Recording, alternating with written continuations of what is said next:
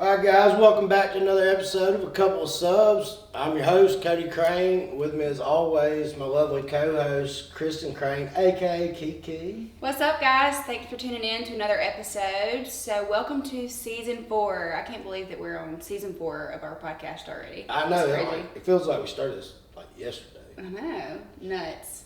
Well, I'm super excited about our guest that we have on the show today. Cody, why don't you introduce him for us? So this guest on the show today kind of ran into my brother through a mutual friend of ours. Shout out Miss Shannon. But went on duck hunt. As soon as he got back, he told me, he's like, bro, you have to get him on your podcast. His story's amazing. He knows a lot. He's knowledgeable about what he does. You got to get him on your show. So we finally lined our schedules up and made things work out. But without further ado, I'd like to introduce good friend Brian Devers. Thank you, guys. Appreciate y'all having me on here today. Yeah, absolutely. Man, thanks for making the trip down here. Oh, yeah, it's a pleasure to be here. I know, I thought this whole time that you were just coming from Birmingham, but then to find out that you came all the way from Memphis, that's a long haul. Oh, yeah. Well, we come down this way for work anyway, so it's good to see, the boys at FLC. Yeah. And see Tommy and the whole group. So, yeah, it's good. Well, and you're kind of killing two birds with one stone, going red fishing and everything tomorrow, Well, right? I mean, if you're going to come all the way down to the coast, why not, make a red fishing trip out of it as well. So, Exactly. Yeah, definitely works out. That's right. Well, so give our listeners a little background about yourself. Yeah, so I'm 42 years old, and personally I'm married to a beautiful woman, Lindsay, and we have 2 children together, Wyatt and my daughter Arden. They're 12 and 7, and then we both live in Germantown, Tennessee, just outside of Memphis.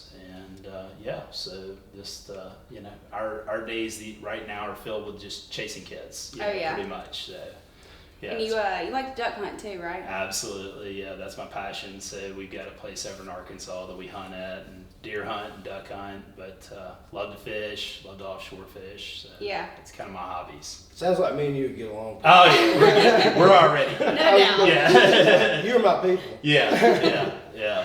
So right now, you're with, have started this steel company, Alliance Metal Products, known as AMP.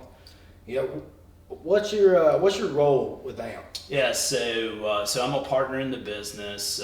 We founded the company in 2007. I founded it with 2 guys, David Anderson and Bradley Ray are my 2 business partners. It's kind of interesting. For me, my role is from a title perspective, I'm vice president of sales, so I oversee our sales team and all that encompasses that, right? So, and then I've kind of got a little bit of a hand in the purchasing as well, even though we have a vice president of sales, Monty, that manages that process for us. Being in sales, there's a dotted line, over to it as well, just to make sure that the deal's working and all that kind of stuff. So have you always been in the steel industry? yeah, so this is my 21st year. Wow. In the business. So immediately whenever I graduated college, I got a job in the steel industry. I did an internship the summer before my senior year with a company called American Metal Products. And That was AMP too. yeah, exactly. Didn't really put that together. You're right. But yeah, so and they had a plant out on the West Coast, and so I was traveling out there, just doing different tasks and stuff with the business, and I ended up meeting one of their vendors, which was a company called Moss Hansen Steel. It was a privately held steel distribution company on the West Coast, and the president of the company actually ended up contacting me after we had met, just in a meeting that I kind of sat in on. And long story short, he offered me a job. And I was like, okay. And at the time, they were wanting to build or acquire a facility in the Southeast. So I went to work with them identifying companies to either buy or locations that they could expand into, from a geographical perspective, out of California. Companies were leaving California at an alarming rate. Actually, this is in the early 2000s. And so that was my role. And so we went through some due diligence on a couple different businesses, and then the steel market actually ended up tanking in about 2001. And so they pulled back out of the, kind of expansion mode, if you will. But I was kind of still sitting back here in, Memphis area, and they were like, well, I'll tell you what, why don't you just move out here and come to work for us, on the West Coast. So, I was like 22 years old and single, and I was like, okay, LA, let's go. Yeah, sounds like a good time. So I bought a one-way ticket and packed a duffel bag and, moved out to California. And so I worked for them out on the West Coast for a while, and then wanted to get back south. It was a great experience, certainly being out there, but just it wasn't home.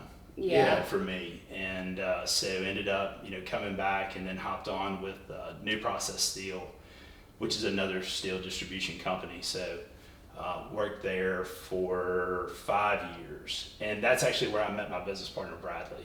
Okay. And then, awesome. Like most things in life, I mean, you're sitting on the back porch drinking a beer, and you're like, hey, what do you want to do long term? And hey, what do you want to do long term? And we kind of struck up the idea of starting our own business. And that was like where we ended up. That's what my very next question was. You kind of answered that. Was there a specific thing or something that happened that kind of pushed you over the edge to where you're like, oh, I'm done with this. I'm going to start my new business. I'm going out on my own.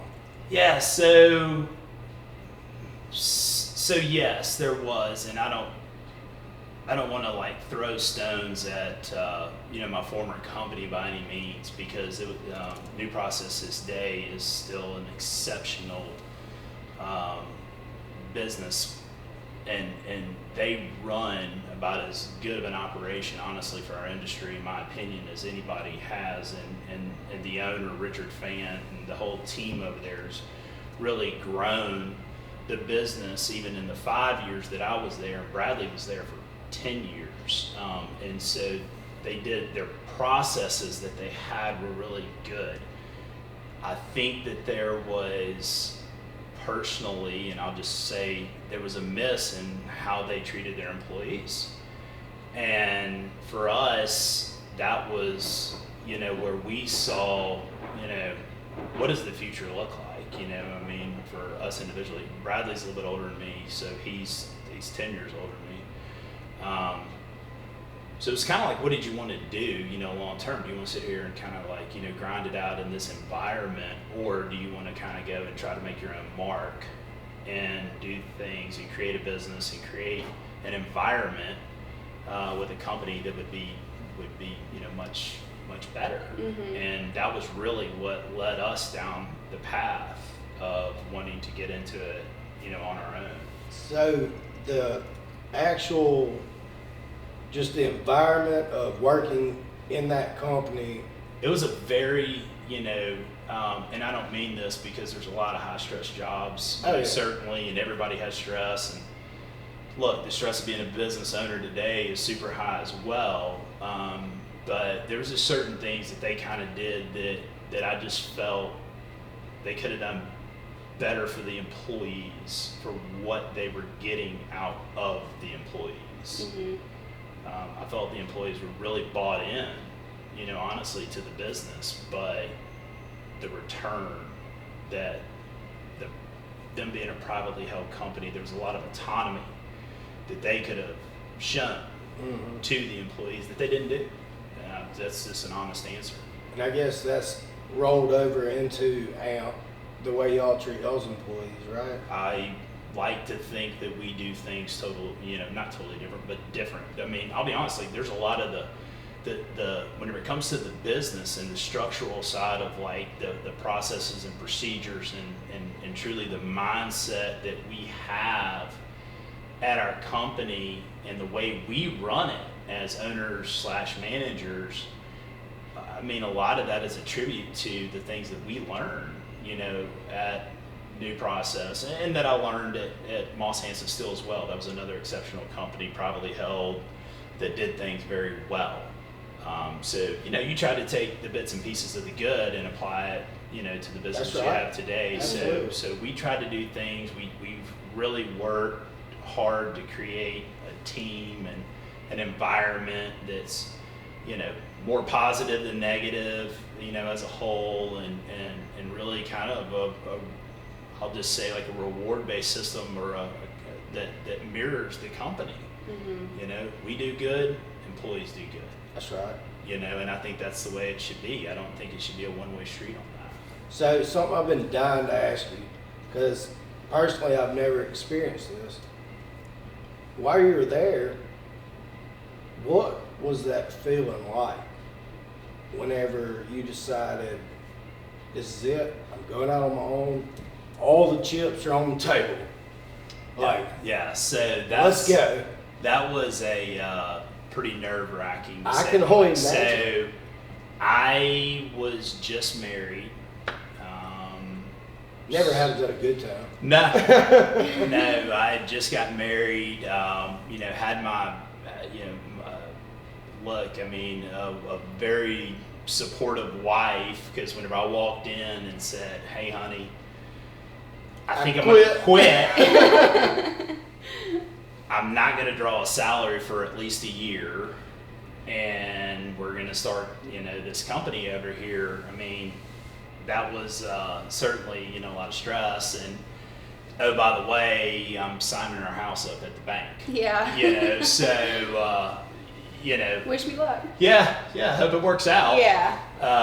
So yeah, there's always, it's the risk, factor that's associated with it, and it was big. I mean, it was a lot on our shoulders, at the time, but at the same time, it was so much excitement, right? Around it, because it was like, geez, guys, I mean, like, now we get to go create it and grind it out, and Mm-hmm. Do it the way we wanted it. yeah, and you start, calling favors in to, friends in the industry and all that kind of fun stuff. And, I think, we all have business mentors, throughout life, or people that you look up to. For me, it was I have a guy named, one of my real good friends, Mr. Brunson, or Scott Brunson, his dad, Mr. Brunson, Don Brunson, was always a real mentor for me, and just, business and things. And so I went to him whenever we were writing our business plan, to submit to the bank, to try to go get a loan from the bank. And I mean, I'll never forget walking in with, the plan that we had constructed, and he took a red pen and just ate that thing up. I mean, it looked like a damn math test from back in high school or something by the time he got done with it. I had those math tests. Yeah, he pencil whipped that thing and was like, this is wrong. But in the end, he, helped us create a very favorable, plan to put forth at the bank, and, it ended up working out, so. So after you and your partner started AMP, how long did it take, like, before you really started kind of getting some traction going and seeing the reward from all your risk? So it's pretty quick, and we were very fortunate because we all had a really loyal customer base, that we were managing. And so there were like key accounts that we had that followed us. And, we were, whenever we resigned, we, picked up the phone, obviously, immediately after that day was done. And, got on the phone with some of our key accounts and said, hey, here's what's going on. You're about to hear about this, but, I resigned today, Bradley resigned today. And we individually started making those calls to folks, and they were like, okay, what do you need out of us? And that was, the true testament for us, was the backing that we had and the support from our customers and that was whenever you really knew there was no doubt you'd made the right decision. Yeah.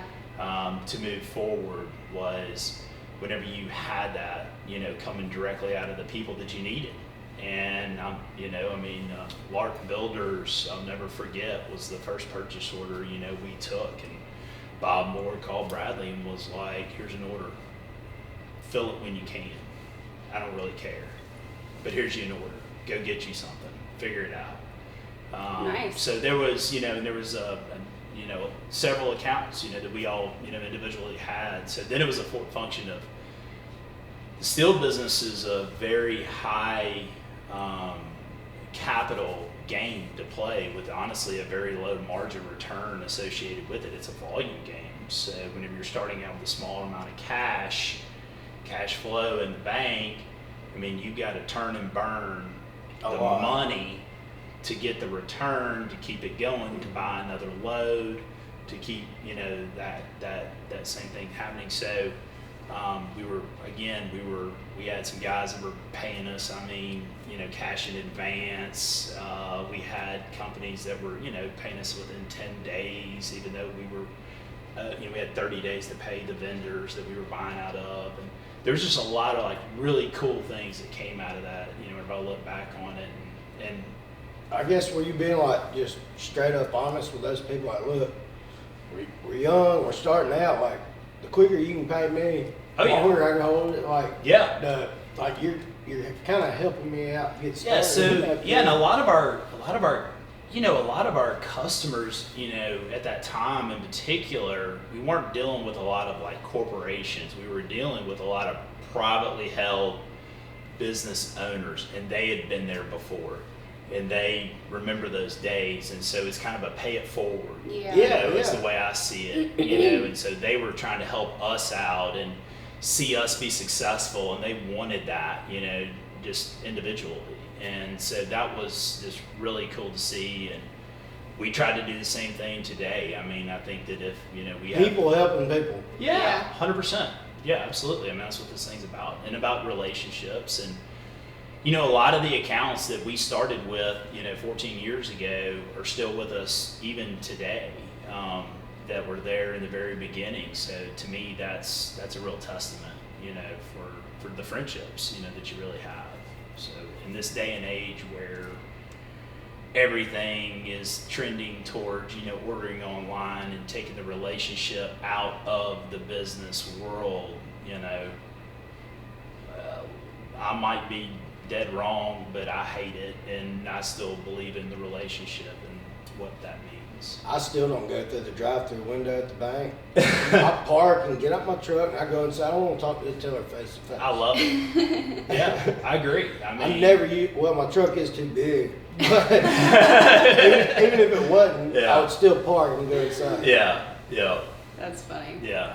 Well, so looking back now, how many years has it been since you? So 14. 14 years. years. We're in our 14. Nice. Yeah. Well, looking back now, what do you feel like the most challenging part of starting your own business was? Oh man, that's a good question. Yeah, that's a loaded question. I feel Yeah. probably more than one answer actually. So, look, certainly the shittiest time you can remember. Well, it's really interesting because if you look back at the timeline, so we started in 2007 in February, and and then barreled right into 2008, and everything was on fire, and honestly at that time steel prices were escalating. They were on a quick rise at that moment with all the housing boom and everything that was going on. And then everything just freaking crashed, so we went through this huge trough as well. So being a startup company, I joke with people, it's like the Alabama song, I think it's called High Cotton, we were so broke that we couldn't tell. Yeah. That was kind of how it was for us, honestly, at that time, and going through, 09 in particular on the other side of that economy. We hadn't gotten to a scale to where we had so much inventory that we were going to go bankrupt, yet we had the ability to get out of it at that time. That was certainly a very challenging time. So, I guess to answer your question, cash and the financing side of things was probably the most challenging thing to manage in the beginning, which, between, we owe this week, we should get this in receivables this week. And I mean, and even to this day, I mean, we still are, every Monday, I mean, we have a call, then we start off our week and we manage that, and so that would probably be the first thing. The second thing for me would be whenever we got to the point of bringing in employees, because whenever we first started out, it was just the three of us, and we were literally managing all aspects, whether that was, writing a purchase order to the mill, calling a truck, catching the BOL, putting the paperwork together in the office. I mean, all those tasks, that whenever you work for a big corporation, there's infrastructure and personnel to do all those things, and all of a sudden there's three of us and they're trying to, do all that. So, hiring the right people is always, and even to this day, is the biggest key for us, and getting people to buy into our way of doing things, that we see it, and the vision that we have. And So- we've done an exceptional job, I think, of doing that. So during that time, those early stages, like we were talking about, was there ever like one particular moment that you remember where you're like, shit, what did I do?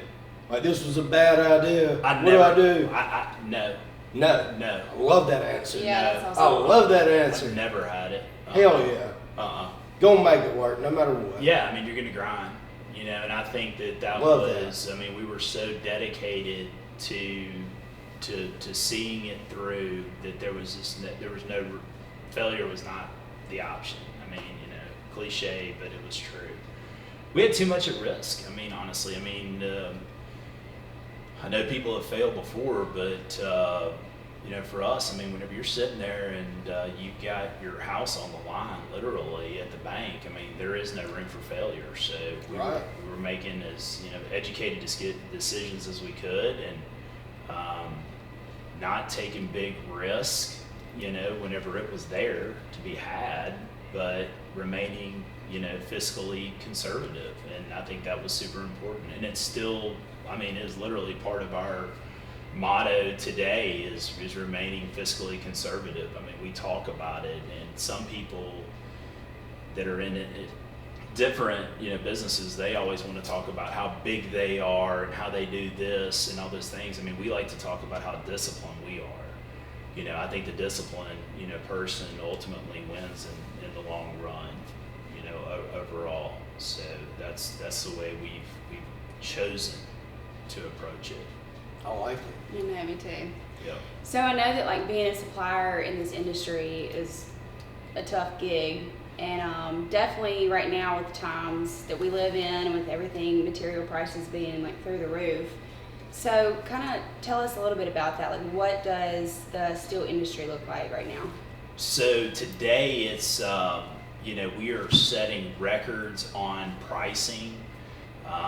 Again, so in 2008-ish time frame, I think, hot roll steel coil, which is your base metal to make anything else downstream, whether that's cold roll or galvanized steel for steel stud framing and things of that nature, that you start with a hot roll coil. At the time in 2008, 2009, we peaked out at about 1,050 a ton, I believe, was where we were at. Today, we are at $1,600 a ton as of last week. We're approaching $1,600 a ton. So the numbers have gotten, honestly so big that it's things that no one, I don't think, ever dreamed we would be at. So that's been a super, super big challenge for everyone. I've been doing this again for 21 years. I've never been put on allocation with any company I've worked for or at Alliance Metal Products. I mean, I kind of joke that a check could always, answer, getting tons. You could pay up and always get the steel. Today, that's not the case at all. You are very limited on the supply basis, and everybody in the country from Oregon to Miami are facing the same constraints on supply with steel across the board. And it's going to be a challenge, I feel like, through the balance of the year as to, how all this, straightens out from a supply basis, and it all kind of correlates back, obviously, to COVID, and there was just a lot of production that was taken offline last year. And to go further, I think it really kind of shows how fragile the supply chains within the steel industry. I don't care whether you're General Motors or somebody that's buying steel studs from a distributor, how fragile the actual supply chain really is, or was, previously. And we had a really kind of a 90-day window that created, over a year of havoc, within the business. And it's kind of, again, just it's interesting to look back on that. So, I guess, what do you think? I know this is a crazy time, and it's hard to think about, what it may be or may not be in the future. But what do you think it's going to take, and not just the steel industry, but across the board almost? What is it going to take to correct it? So the easy answer is that, and it's the answer that nobody wants to hear, is that it would take demand coming back. You would have to have a decrease in demand, honestly, at this point, to get the catch-up period at the mills. With money being cheap right now, it's hard to see that kind of ultimately coming to fruition. We are starting to, as of today, hear of some projects that are starting to back up and not go forward, or developers that are not going to go through with it because of the escalation, whether that's lumber, whether that's glass, whether that's steel, all the inputs that are going into it. They're looking at it and saying, you know what, I'm going to pump the brakes on this development because my costs are up 30%. We had budgeted $20 million for it. Now all of a sudden we're pushing this number here. So and we had lending set up for $20 million, but now all of a sudden, we're staring at $26 million, and the banks aren't going to, bridge us that extra $6. So those are the events, is the way I see it today, that are, that's the first thing that's going to happen. The steel mills, pretty much so, there's a lot of disruption at the mill level in steel. And so, you're gonna see them get caught up, but they can only chew into that so much on a monthly basis to get caught up. And right now, again, they're holding everybody on allocation. They're holding everybody to minimum tons that you can buy in order to do that.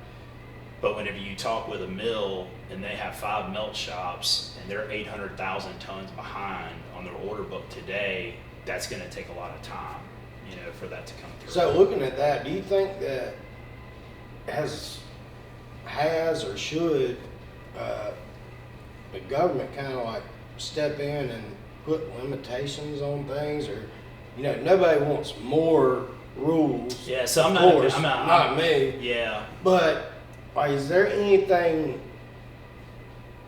that we can do as an industry, or it's going to take a group effort no matter what happens? But is there something that we can do to fix this? Yeah, so, look, you have things like the tariffs that are in place that, the previous administration put out there. It's Section 232, and essentially that is a 25% tariff that is put on any imported steel, but it's only certain countries that are affected by that.